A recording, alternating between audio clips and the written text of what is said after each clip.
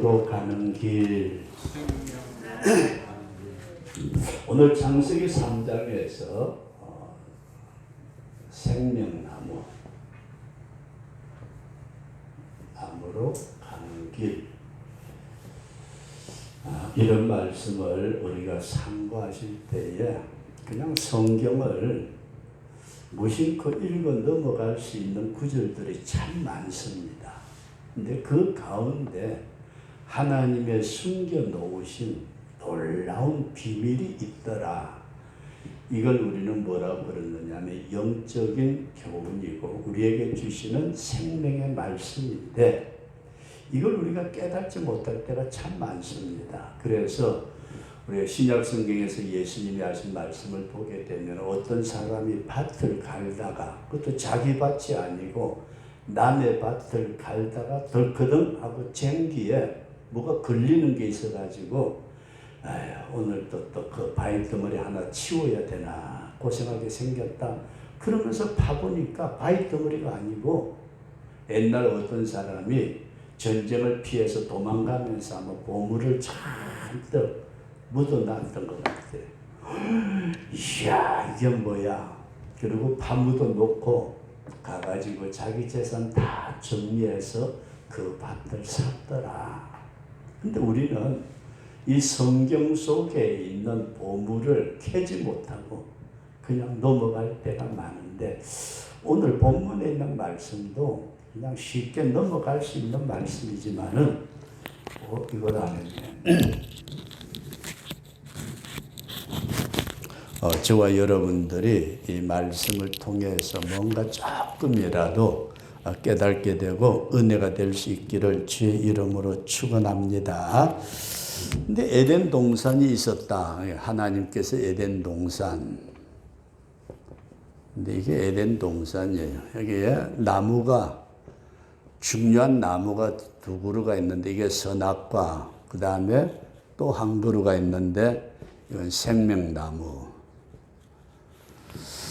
그리고 여기 가운데 물이 퐁퐁 솟아 나가지고 네 강의 근원이 되었더라. 여기 에덴 동산이고 우리 조상이 아담과 하와가 이 선악과를 똑 따먹음으로 인해서 결국은 에덴 동산에서 쫓겨나게 되었다.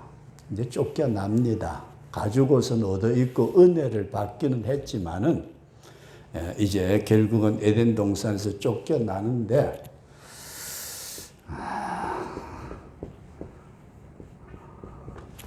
아담 하와가 고개 숙이고 푹 숙이고 이제 쫓겨가는데 성경은 우리에게 이런 말씀을 해요. 이 선악과를 따먹은 인간이 생명나무의 열매도 따먹으면 영생을 한다.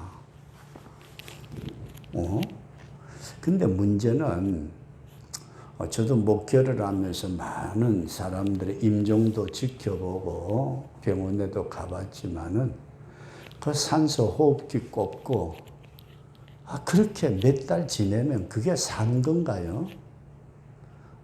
그러니까 다시 말씀드려서 범죄한 인간이 그 죄를 가지고 영원토록 살게 된다는 것은 이건 오래 산다는 게 축복이 아니고 오히려 저주입니다. 모르겠어요. 이건희 씨 같은 분은 병상에서 참 오랜 세월을 병상에서 보내셨다가 결국 작년인가 돌아가셨다고 그러죠.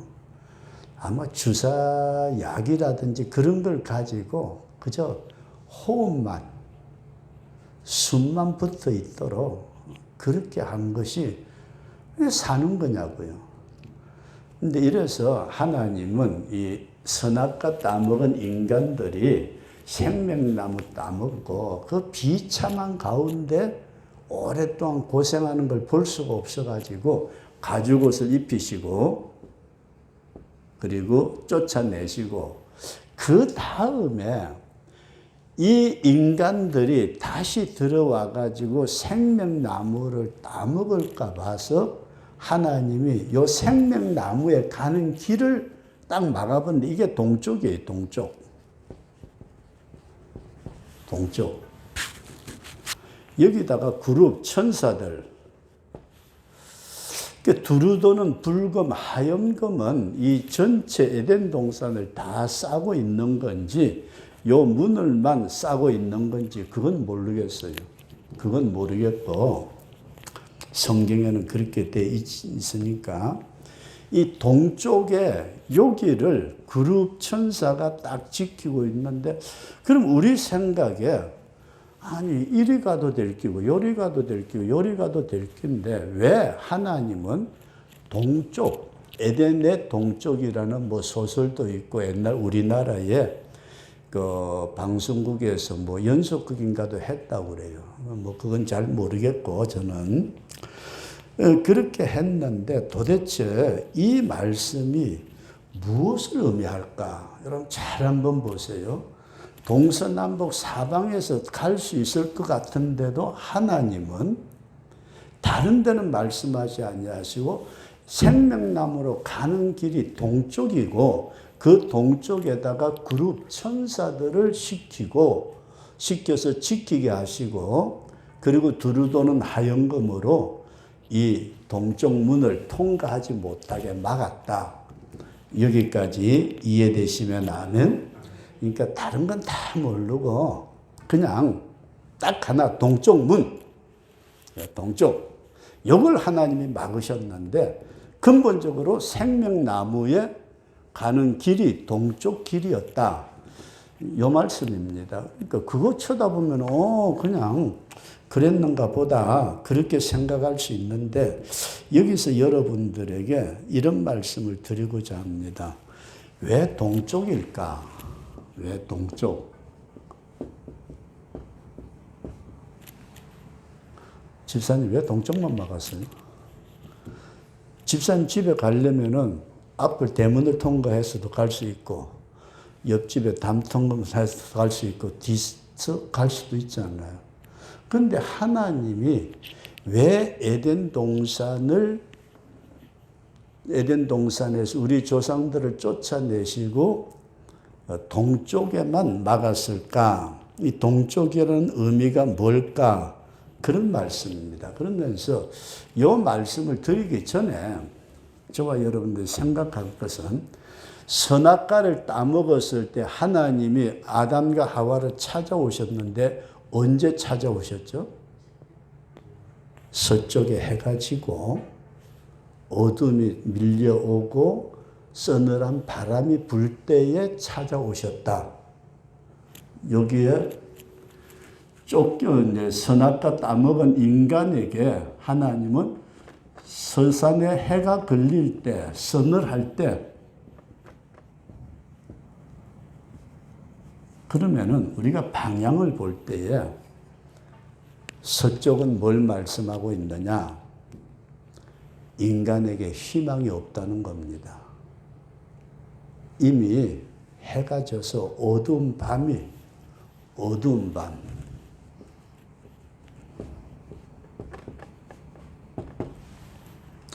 하나님께서 범죄한 인간에게 찾아오실 때에 서산에 해질 때, 서늘할 때에, 그때에 찾아오셨다. 그렇게 꼭 이해할 수 있기를 바랍니다. 그래서 캄캄한 흑암이 닥쳐올 때에, 인간에게 소망이 없을 때에, 전혀 이제는 꿈이 없을 때에, 그럼 반대로 동쪽은 뭐냐? 이건 서쪽이라면은 동쪽은 여기 우리에게 굉장히 중요한 말씀을 보여주고 있는 것이 뭐냐면 해 뜨는 곳입니다. 의의 태양 되시는 예수님이 떠오르면은 이건 우리에게 소망이요 꿈이다. 이게 차이점입니다. 동쪽과 서쪽의 차이점. 동쪽은 희망, 의의 태양 되시는 예수 그리스도가 우리에게 오시는 것이 동쪽이다. 그래서 성도 여러분들과 제가 꼭 왜 하나님이 해필이면은 동쪽에다가 그룹 천사를 두셔가지고 두루도는 붉음을 두셔가지고 지키시되 아니 동서남북 사방이 있는데 왜 동쪽으로 표현을 했을까? 우리가 영적인 의미에서 볼 때에 서쪽은 이제 기울어져 가는 해, 어둠의 밤이 닥쳐오는 때 하나님의 무서운 심판이 임하는 곳. 이미 인생은 범죄한 인간에게는 서쪽에 해가 진 것과 같다.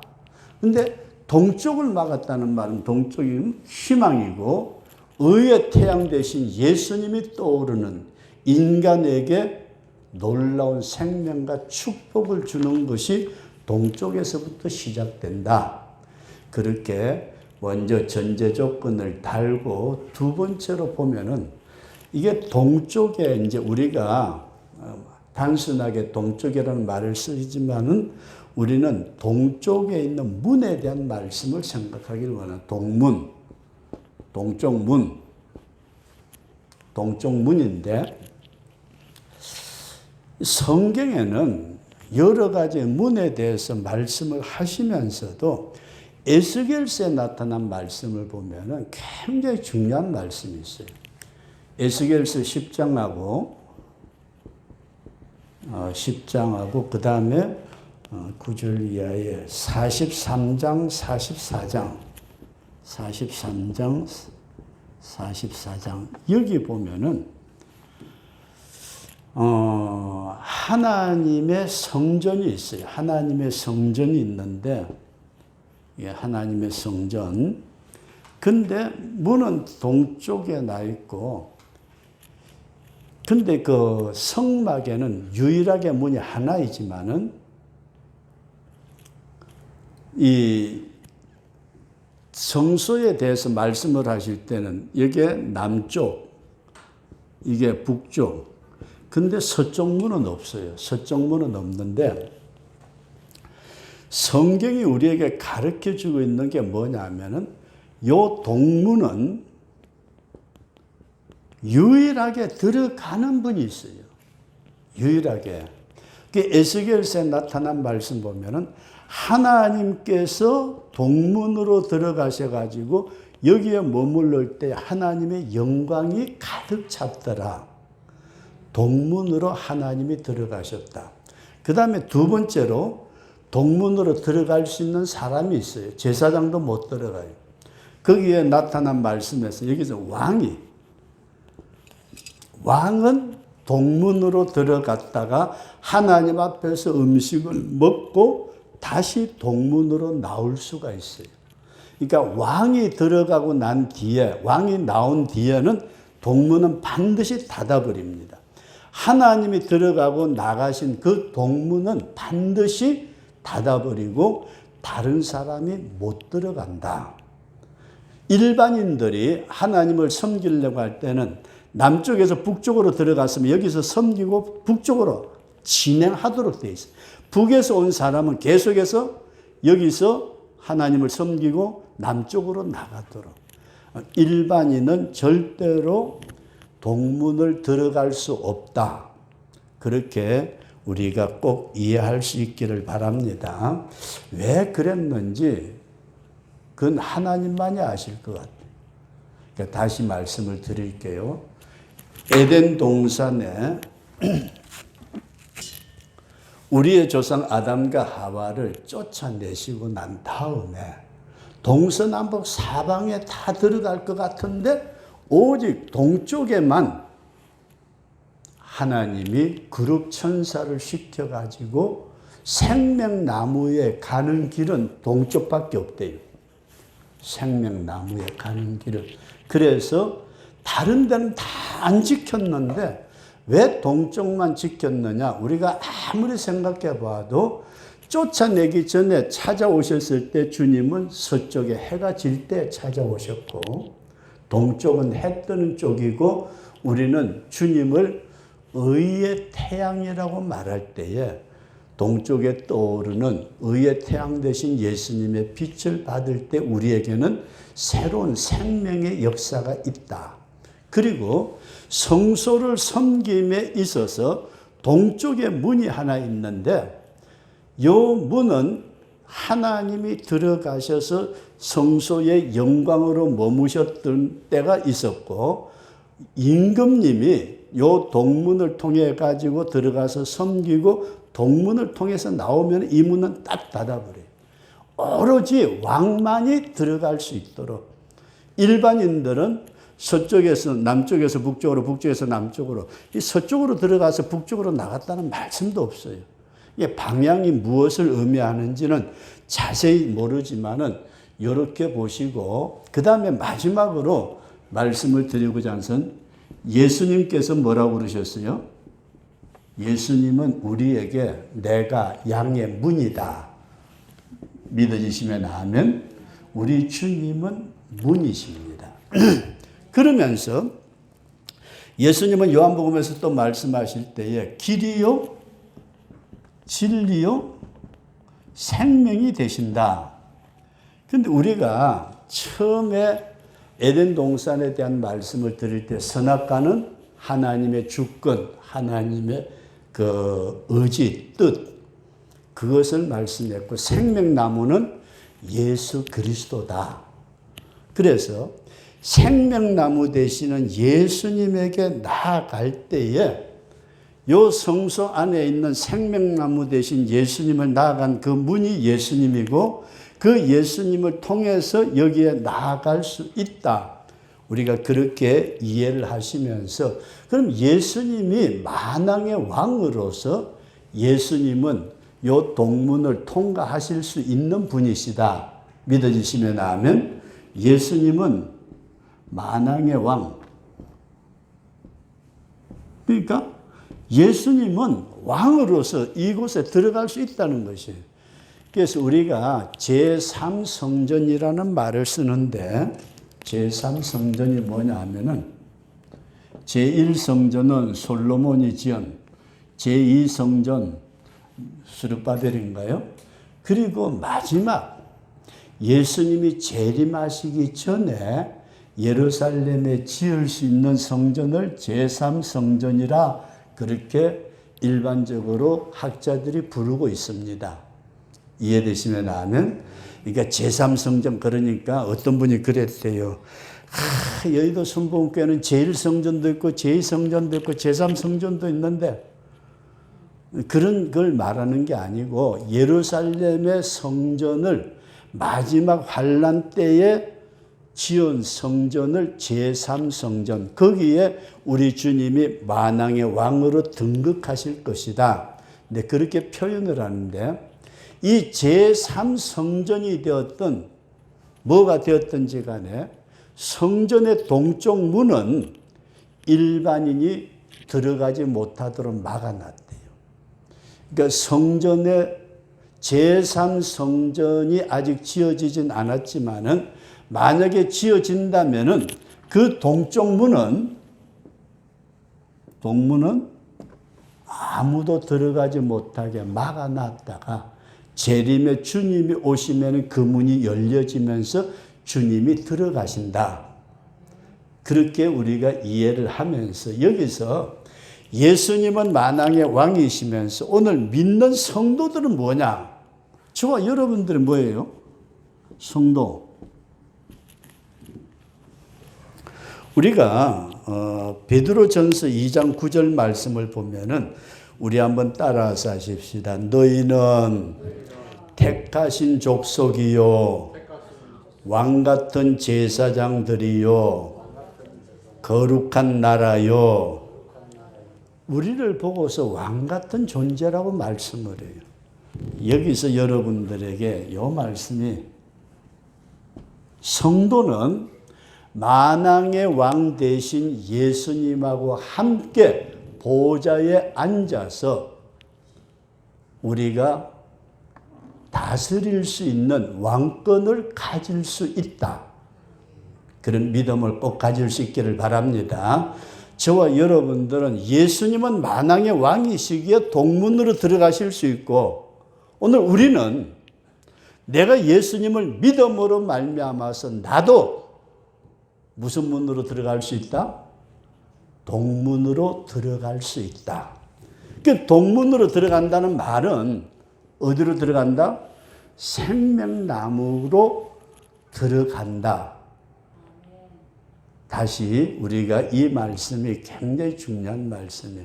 생명나무로 가는 길, 요 생명나무가 우리 인간들에게는 불로장생이요 아주 죽지 않고 사는 걸로 생각하기 때문에 고대로부터 지금까지 사람들은 진시황제도 불로장생초를 구하려고 했던 것처럼 약이라든지 어떤 영양제라든지 뭘 맞더라도 안 죽으려고 그렇게 애를 쓰는데, 이게 쉽게 말하면 인간들이 생명나무의 열매를 따먹으려고, 그걸 취하려고 노력하는 것이 오늘날 인류의 역사다, 그런 말씀입니다.